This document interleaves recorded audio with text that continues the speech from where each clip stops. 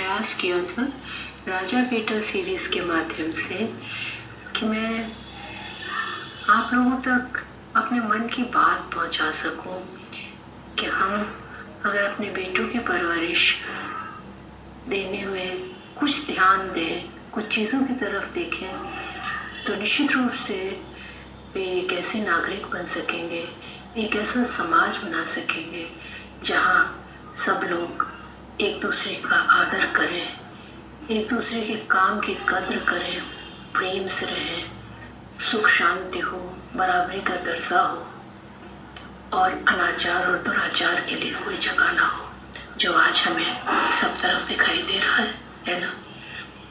इस सीरीज के अंत में मैं एक छोटा सा प्रश्न आप लोगों के सामने रखकर आपसे विदा लेना चाहूँगी। एक ऐसा प्रश्न जो मेरी 7 साल की बेटी ने मुझसे एक बार किया।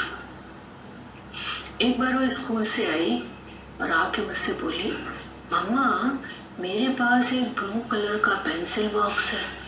मैंने कहा है, ये क्या ब्लू कलर बॉयज का होता है और पिंक कलर गर्ल्स का होता है?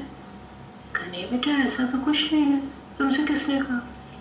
नहीं मम्मा, मैंने ये देखा है कि कोई अगर बॉय पिंक कलर का पेंसिल बॉक्स ले आए या ऐसी कोई रबर ले आए जिसपे बारबी डॉल बनी हो, तो सब लोग कहते ये तो लड़कियों का है। लेकिन मम्मा अगर हम ले जाते हैं ब्लू कलर का पेंसिल बॉक्स तो कोई कुछ नहीं कहता, सिर्फ यही कह देते हैं बॉयज का है, यूँ कोई नहीं कहता। मम्मा मैं कोई भी लड़कों जैसे कपड़े पहनूं या पहले तुम मेरे बाल कटवा देती थी तो मेरे क्लास के बॉयज मुझसे कहते थे ये बॉयज की जैसे क्यों कर लेती हो, और लेकिन कोई कुछ और नहीं कहता था।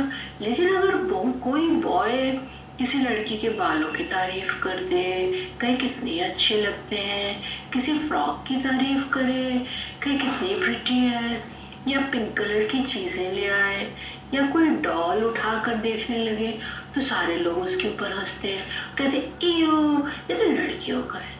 मामा ये लोग यूँ क्यों कहते हैं?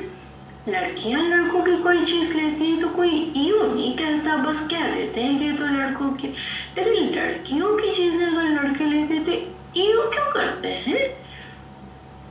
मेरे पास उसके इस प्रश्न का कोई उत्तर नहीं था। बच्चों के स्वाभाविक विकास को हम कैसे रोकते हैं, कैसे उनमें कुंठाएं डालते हैं। हम रंगों को भी बांट देते हैं, खिलौनों को भी बांट देते हैं, कपड़ों को तो बांटते ही बांटते हैं। क्यों?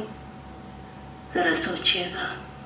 अगर आपके पास हो इस ईओ का उत्तर तो बताइएगा जरूर। नमस्कार।